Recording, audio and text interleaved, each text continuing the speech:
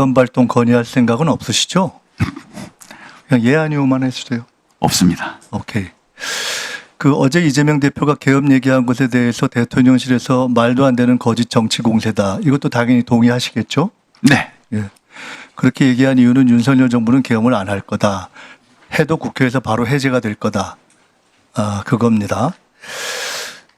제가 얼마 전에 이렇게 얘기했습니다. 김영현 후보자를 국방장관에 갑자기 임명하려는 것과 대통령의 반국가 세력 발언은 김건희 여사의 감옥행을 막기 위한 개헌 준비 작전이다. 이것도 말이 안 되는 정치 공세라고 생각하시는 게 당연하겠죠? 동의하지 않습니다. 네.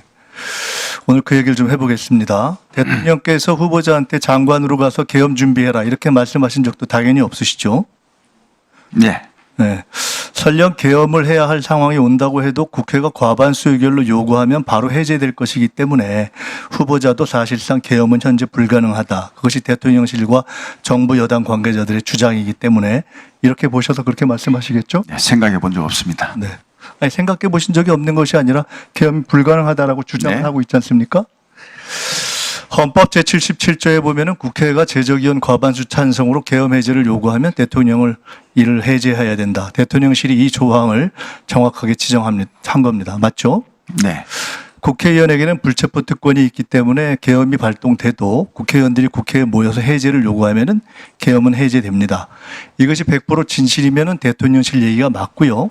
이재명 대표 얘기는 거짓 정치 공세고 괴담이 됩니다. 근데 계엄법 제13조에 보면 여기 PPT를 중간중간에 제가 이건 띄우라고 안 했군요.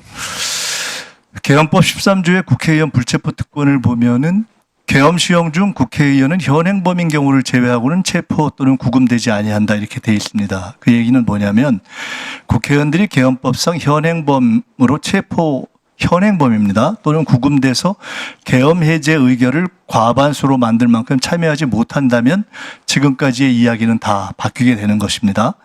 이런 상황이 실제로 생긴다면 거꾸로 이재명 대표 이야기는 진실이 되고 대통령실의 이야기는 거짓이 될 수도 있겠죠. 자, 현행범의 정의는 뭘까요? 한번 저기 떠 있지 않나요? 네. 형사소송법상의 현행범 정의가 있습니다. 범죄를 실행하고 있거나 실행하고 난 직후의 사람을 현행범이라고 합니다. 그중에 1. 범인으로 불리며 추적되고 있을 때 4. 누구냐고 묻자 도망하려고 할 때 형사소송법상 현행범의 정의입니다. 후보자께서 혹시 이거 말고 대한민국에서 현행범의 다른 정의를 알고 계신 거 없죠?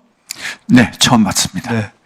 현행범은 범죄의 내용이 규정이 안 돼서 대단히 폭넓게 적용 가능한 개념입니다. 가령 누가 김건희 여사가 감옥에 안 가려고 계엄을 하자 그랬다더라. 이렇게 하면은 유언비어를 유포한 현행범이 되는 겁니다. 그 다음 PPT 한번 볼까요? 지금 저기 있는 대비계획이라는 것은 지금 소위 얘기하는 박근혜 정부의 개헌 문건이 대비계획 세부 자료입니다. 이 중에 13 자료가 떠 있을 겁니다.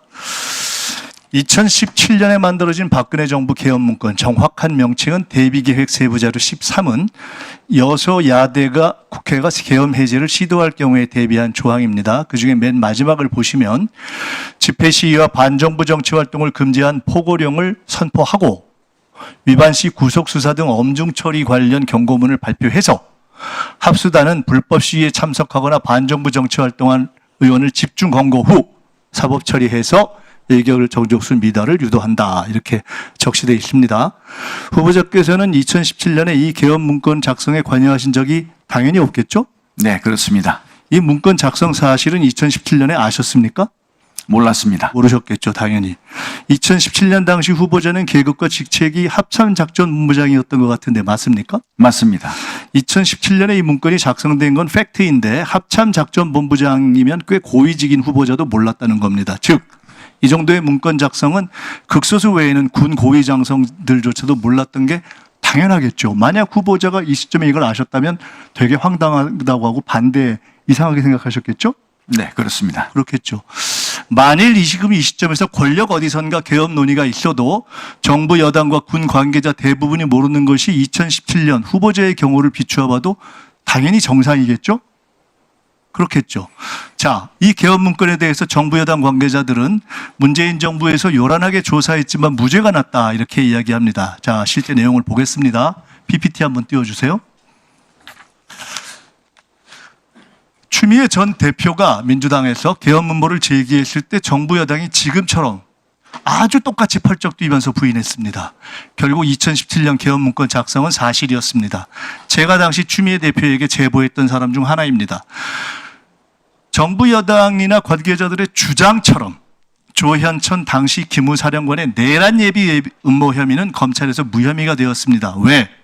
문건은 작성되었지만 문건 작성만으로 실질적 내란 위험에 이른 것은 아니다. 이런 이유입니다. 그러나 조현천의 개헌 문건 작성 직권 남용은 현재 1심 재판 중이고 문건을 작성하고 은폐한 기우전과 소강원 당시 기무사 5처장과 610 부대장은 2심에서 유죄를 받았습니다. 그건 아시나요? 모르시나요? 예, 제가 관심을 이렇게 중요한 거 군에서 쿠데타 개헌 음모가 있었던 건데 이거 모르시나요? 이런 거 다 모르나요? 이렇게 중요한 논의가 됐는데 몰라요? 넘어가겠습니다. 이런 부분에 자, 그 다음 관심이 PPT로 없었습니다. 넘어가겠습니다. 네. 띄워주세요.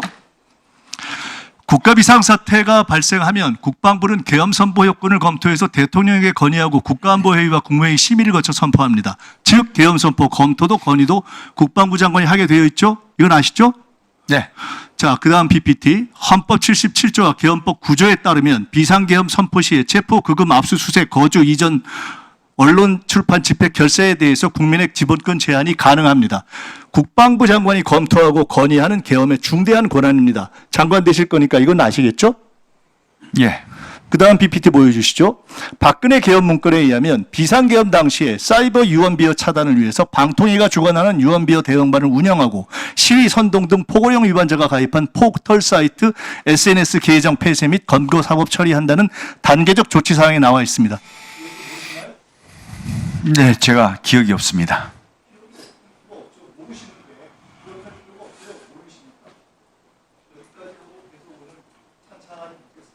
네, 추가 질의를 해주시기 바랍니다. 다음으로 강대식 의원님 질의해 주시기